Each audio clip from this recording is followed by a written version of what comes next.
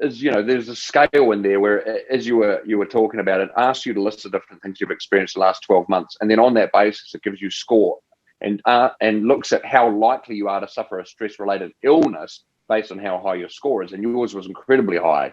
Again, as we were discussing, you're really fortunate that you came out the other end of it relatively unscathed, right?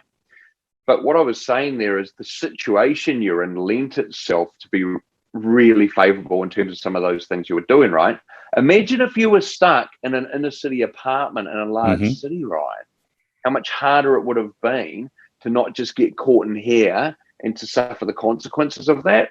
And I think this is one of the things that we often really don't emphasize enough or understand enough about ourselves. And that is the impact our environment has on us. In cognitive science, which is the study of basically consciousness and what it means to be conscious, one of the things they talk about is what's called cognitive embeddedness. And this is the idea that you can't separate your mind from your body and also from your physical surrounds, from the environment you're in.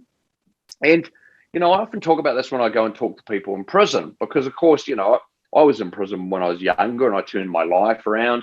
And a big thing I would like to make people aware of is the fact that it takes time to decontaminate after being in an environment like that.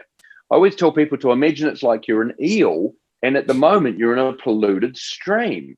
You can't not be impacted by that pollution. And even once you get into clean water, it takes a while to flush that out of your system. And, one of the things that we want to think about more is not just, hey, what do I need to be doing as an individual, but how can I set up my situation, my environment, to make it easier to engage in the behaviors which help and assist me?